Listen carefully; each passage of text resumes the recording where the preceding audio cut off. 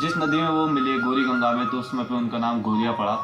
और जब वो थोड़े बड़े हुए तो उन्होंने अपने पिताजी से एक घोड़े की जिद करी।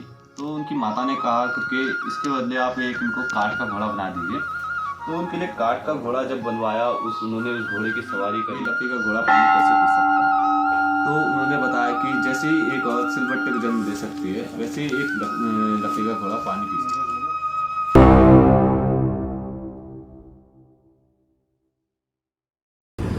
दोस्तों ये रोड गई है गुलजू मंदिर की तरफ को,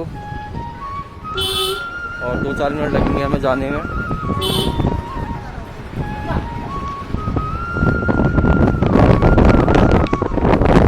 दोस्तों ये रोड गई हुई है। और अंकल गुलजू का इधर से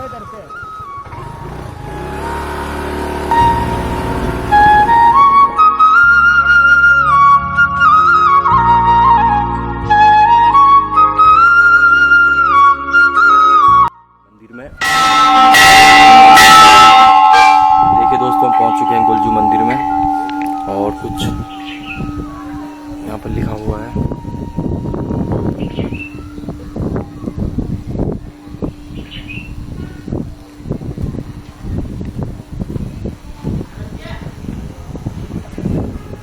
आपको उत्तराखंड में गुलजू के जितने भी मंदिर दिखाई देंगे, वहाँ घंटियाँ तो काफ़ी दिखाई देंगी। देखिए दोस्तों यहाँ भी घंटियाँ ही घंटियाँ हैं। तो अल्मोड़ा में भी है एक बहुत फेमस, और चंपावत का भी काफ़ी फेमस मंदिर है ये, और काफ़ी शांति मिलती है ऐसी जगह में आके। बहुत बेहतरीन। देखिए दोस्तों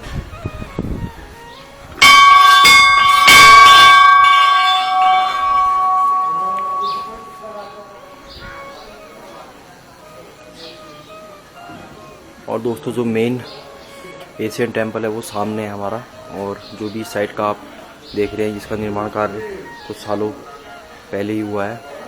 और ये देखिए ये बना हुआ है पुराना मंदिर, इसको थोड़ा सा बाहर से डेकोरेट किया हुआ है काफ़ी बेहतरीन। तो आप देख सकते हैं ये है बहुत पुराना मंदिर, और काफ़ी बेहतरीन इसको सजाया हुआ है। देखिए दोस्तों इसका डेकोरेशन काफ़ी बेहतरीन हो रखा है। और एक बार मैं इसके बारे में बता देता हूँ।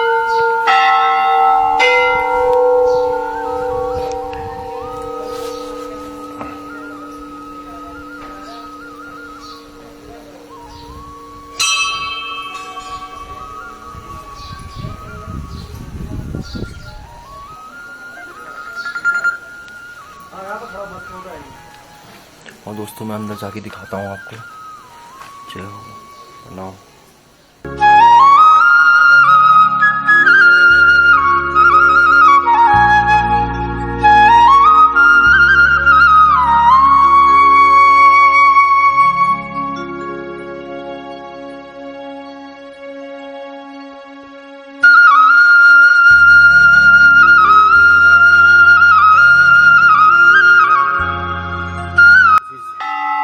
इस टेम्पल के बारे में बता दोगे क्या भैया कुछ? जो यहाँ देवता है गुलजू देवता, न्याय के देवता माने जाते हैं। इनका जन्म नेपाल के काठमांडू में, और जहाँ इनका गांव था उसका नाम धौली धुआकोट है। और इनकी 7 माताएं थी, और इनके पिता झालूराई। इनकी कोई भी संतान नहीं थी। तो एक भगवान भैरव उनके पिता के सपने में आए, तो उन्होंने कहा तुम जाओ 8वीं शादी करो। माँ कालिका अंदर उनका मंदिर है, और भगवान भैरव का ये मंदिर। तो उन्होंने 8वीं शादी करी माँ कालिका से। तो जब वो घर आए खुश हुए, सब लोग खुश हुए थे, लेकिन साथ आने आती उनको ईर्ष्या हो गई। तो उन्होंने क्या किया, जब उनका पुत्र होने वाला था तो उसमें पे उन्होंने साजिश करी कि हम कैसे ना कैसे इनके पुत्र की मृत्यु कर देंगे। तो उसके बाद जब पुत्र हुआ तो उन्होंने उस पुत्र की जगह सिलबट्टे को रख दिया और उसको छुपा दिया, गाय के गोट में डाल दिया। तो उसके बाद वहाँ जब उन्होंने गाय के गोट में डाला, सिलबट्टा उनकी माँ के सामने रखा, पट्टी खोली, आंखों में पट्टी बांध के उनका प्रसव कराया था।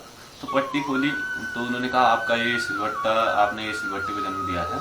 तो सब लोग हैरान हो गए कि मतलब एक और सिलबट्टे को जन्म दिया है मतलब। तो उसके बाद ऐसे ही उन्होंने, उनकी जो 7 माताएं थी, उन्होंने क्या किया, उनको गाय के गोट में, सिंधे में, नमक की बोरी में डाला। तो उसके बाद वो वहाँ भी जीवित रहे। उसके बाद उन्होंने क्या किया कि एक लोहार के पास गए, एक बक्सा बनाया, उसमें 7 ताले लगाए और नमक भर दिया उसके अंदर ताकि नमक से गल के मर जाए। तो फिर भी उनकी मृत्यु नहीं हुई। तो उन्होंने उनको एक नदी में बहाया, गुल्जू को एक नदी में बहाया। उसके बाद वहाँ काली गंगा से बहते बहते यहाँ गौरी गंगा में आए। और गौरी गंगा में जब आए तो एक मछुआरे को मिले। उसके बाद उन्होंने उनको पाला बड़ा किया। जब वो बाल अवस्था में थे तो उनको बाला गोरिया के नाम से जाना जाता है। तो जिस नदी में वो मिले गौरी गंगा में, तो उस समय पे उनका नाम गोरिया पड़ा। और जब वो थोड़े बड़े हुए तो उन्होंने अपने पिताजी से एक घोड़े की जिद करी। घोड़े की जिद करने के बाद उनके पिताजी ने कहा मेरे पास इतना धन तो नहीं है कि मैं आपके लिए एक घोड़ा ला सकूं। तो उनकी माता ने कहा कि इसके बदले आप एक इनको काठ का घोड़ा बना दीजिए। तो उनके लिए काठ का घोड़ा जब बनवाया, उन्होंने उस घोड़े की सवारी करी, दूर दूर गए उस घोड़े से। एक दिन आश्चर्यजनक यहाँ पहुँचे, यहाँ नीचे राजनौला है, गुल्जू का ही राजनौला है। तो उनकी माता उसमें पानी भरने आई थी। तो उन्होंने कहा करके हटो हटो मेरे घोड़े को पानी पीने दो। सब जो उनकी माताएं थी उनको वो हंसने लग गए कि ये लकड़ी का घोड़ा पानी कैसे पी सकता है। तो उन्होंने बताया कि जैसे ही एक औरत सिलबट्टे को जन्म दे सकती है, वैसे ही एक लकड़ी का घोड़ा पानी पी सकता है। सारी माताएं जो उनकी थी वो आश्चर्यचकित हो गई। ये बात राजा को पता लगी। राजा ने अपने दरबार में बुलाया, उनसे वार्तालाप करी। उसके बाद उन्होंने बताया कि ऐसा ऐसा है, मुझे एक बक्से में बंद करा था। तो जो उनके मंत्री थे उनसे पूछा करके आप पता करिए करके किसने ये बक्से में वो कराया था, किसने इस बक्से में डाला था इनको। तो उनकी जो 7 माताएं थी उनके बारे में पता लगा। उनको मृत्युदंड दिया गया तो राजा गौरिया ने मना कर दिया। उसके बाद जो उनकी 8वीं माता थी माँ कालिंका, उन्होंने कहा अगर तुम मेरे पुत्र हो तो मैं तुम्हारी परीक्षा लूँगी। तो उस समय उनकी दूध की परीक्षा ली। उनसे कहा करके जाइए आप नदी के उस पार जाइए और मैं इधर से अपनी दूध की धार छोड़ूंगी। तो वो दूध की धार अगर आपके मुंह में गई तो आप मेरे पुत्र होंगे, अन्यथा नहीं। गोरिया नदी की दूसरी साइड गई तो उन्होंने, उनकी जो 8वीं माता थी, उन्होंने दूध की धार छोड़ी तो वो उनके मुंह पे गई। तो उस समय गुल्जू का नाम दूधाधारी पड़ा। ऐसे ही थोड़े बड़े हुए। यहाँ नागनाथ नागेश्वर नाथ हैं, उन्होंने एक युद्ध के लिए उनको बुलाया। तो युद्ध में उनकी जीत हुई और वहाँ यहाँ इनकी राज्य इनको दे दिया, यह राज्य इनको सौंप दिया। तो यहाँ के राजा बन गए। और ऐसे ही अल्मोड़ा के चितई में इनका राज दरबार लगता था। वहाँ पर लोग आते थे अपनी न्याय के लिए।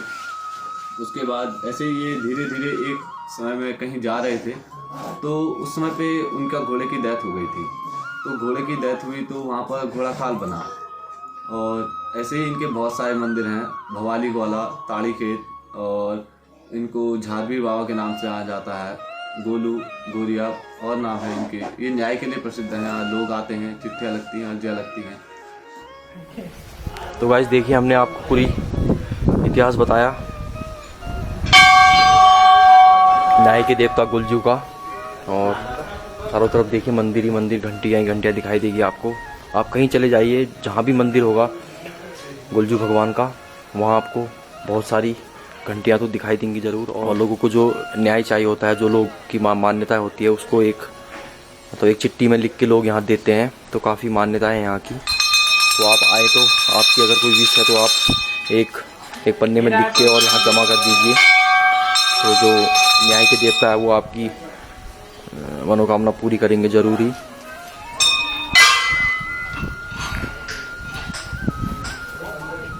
और दोस्तों ज़रूर बताइए आपको वीडियो कैसे लगी और दोनों मंदिर जो हमने आपको दिखाए वो कैसे लगे। और अगर आपको वीडियो अच्छी लगी तो चैनल को लाइक करें, सब्सक्राइब करें, शेयर करें और ज़्यादा से ज़्यादा देखें।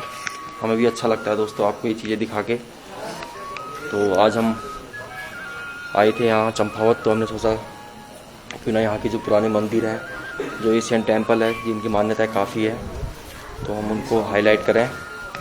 तो सब आप लोगों के लिए किया है दोस्तों, हमारी टीम, और काफ़ी शानदार नेचर है यहाँ का। आज फूल देई है और उत्तराखंड में आज फूलों का काफ़ी अच्छा त्यौहार होता है।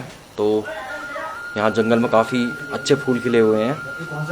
तो एक जंगल पड़ता है पास में ही चंपावत के ही, तो वहाँ काफ़ी मतलब फूलों के लिए काफ़ी फेमस है वो।